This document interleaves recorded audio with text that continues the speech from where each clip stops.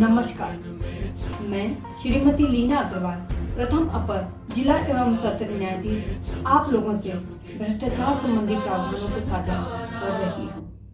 सरल शब्दों में कहें तो भ्रष्टाचार का अर्थ है अनैतिक एवं अनुचित आचरण।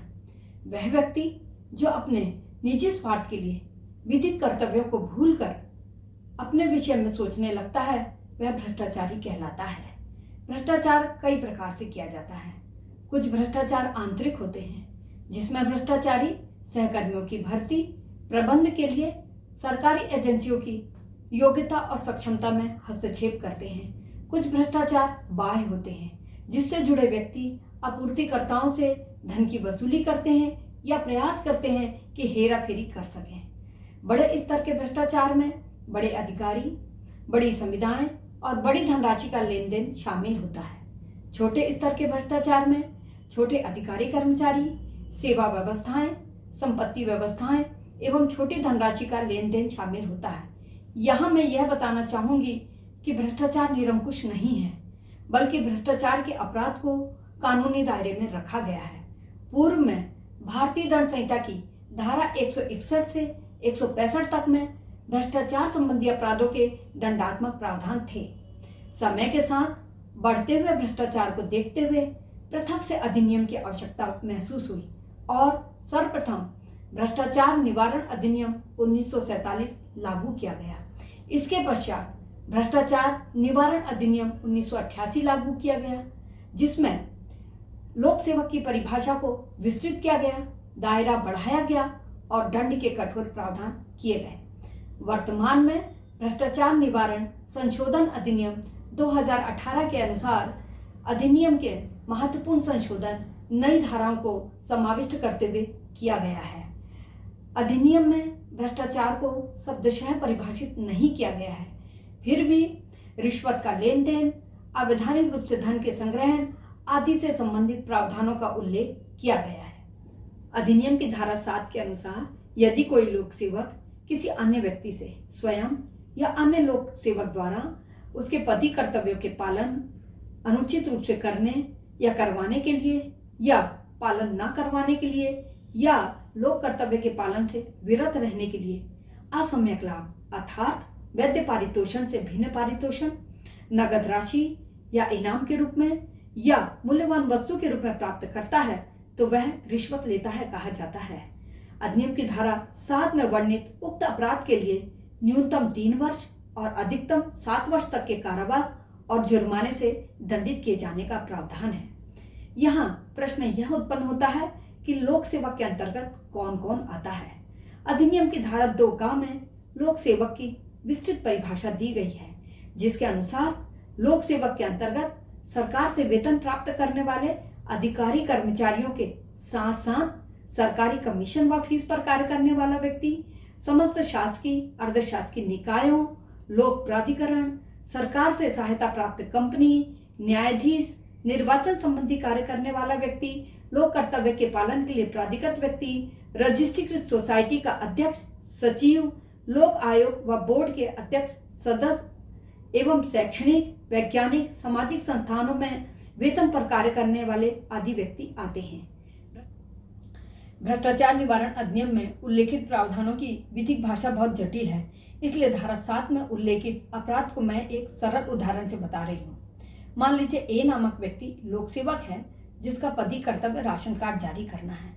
यदि लोक सेवक ए बी नामक व्यक्ति से उसके द्वारा प्रस्तुत आवेदन को सामान्य प्रक्रिया में लाने के लिए 5,000 रुपये रिश्वत की मांग करता है, या बी के पक्ष में पात्रता ना होते हुए भी नियमों को शिथिल करते हुए राशन कार्ड जारी करने के लिए उससे कोई मूल्यवान वस्तु या इनाम प्राप्त करता है, तो यहाँ लोक सेवक ए का कृत्य धारा 7 में वर्णित रिश्वत लेने के अपराध के अंतर्गत आता है।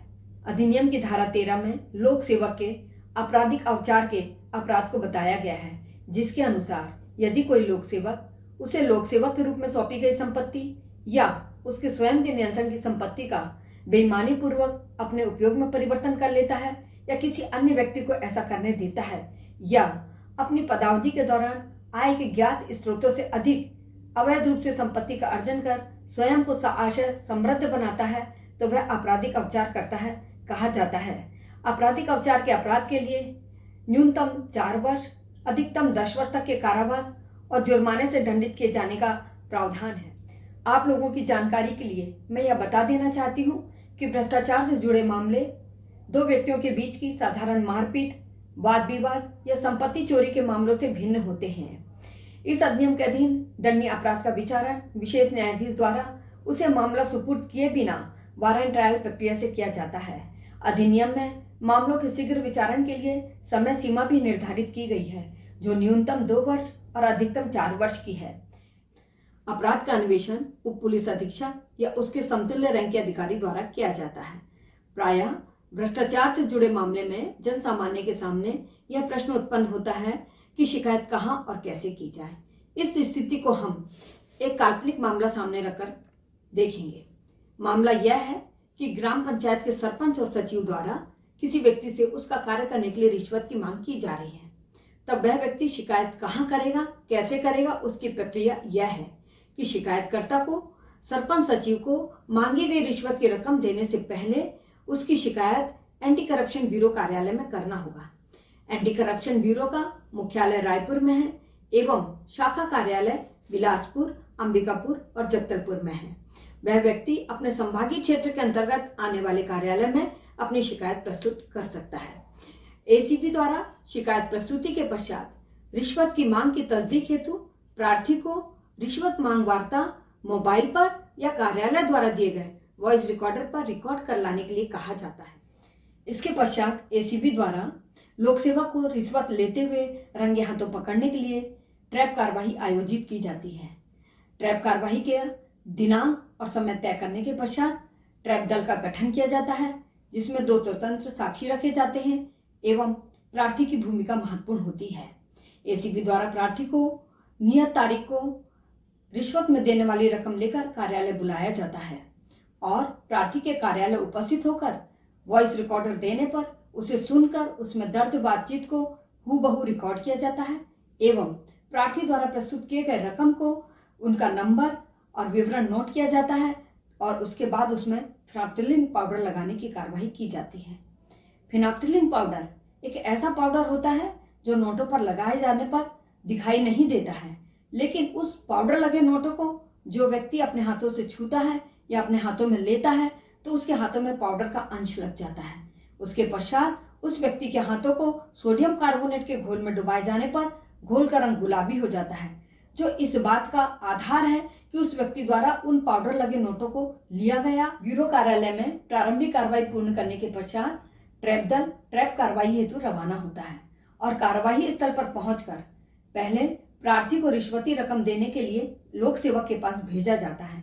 जब प्रार्थी लोक सेवक को रिश्वती रकम देकर इशारा करता है तो इशारा पाकर ट्रैप दल लोक सेवक के पास जाकर उसे पकड़ता है, उसके हाथ धुलवाने की कार्रवाई की जाती है और उसे रिश्वत रकम बरामद की जाती है। इसके बाद उसे गिरफ्तार किया जाता है। एसीबी द्वारा विवेचना पूर्ण करने के पश्चात अभियोग पत्र न्यायालय के समक्ष प्रस्तुत किया जाता है, जहां लोक सेवक पर आरोप विरचित कर अभियोजन द्वारा प्रस्तुत समस्त साक्ष्य को लेकर यदि अपराध प्रमाणित पाया जाता है तो लोक सेवक को आरोपित आपराधिक धाराओं में वर्णित दंड से दंडित किया जाता है। भ्रष्टाचार निवारण संशोधन अधिनियम 2018 की धारा 8 में ईमानदार लोक सेवक को संरक्षण प्रदान किया गया है। इसमें यह बताया गया है यदि कोई व्यक्ति किसी लोक सेवक को जो अपना कार्य ईमानदारी से करता है उससे अनुचित रूप से कार्य कराने के लिए रिश्वत ऑफर करता है या किसी प्रकार का दबाव डालता है तो वह लोक सेवक उस व्यक्ति के विरुद्ध एंटी करप्शन ब्यूरो कार्यालय में शिकायत कर सकता है। धारा 8 का लाभ लोक सेवक को उसी स्थिति में प्राप्त होता है जब वह दबाव डाले जाने के दिनांक से 7 दिवस के भीतर शिकायत प्रस्तुत करता है। अंत में मैं यह कहना चाहूंगी कि भ्रष्टाचार विषय कानूनी उपबंध भ्रष्टाचार को रोकने के लिए महत्वपूर्ण उपकरण है। इसलिए जन सामान्य का यह कर्तव्य है कि भ्रष्टाचार में लिप्त लोक सेवक के विरुद्ध कार्रवाई करे, जिससे भ्रष्टाचार का अंत किया जा सके। सत्यमेव जयते।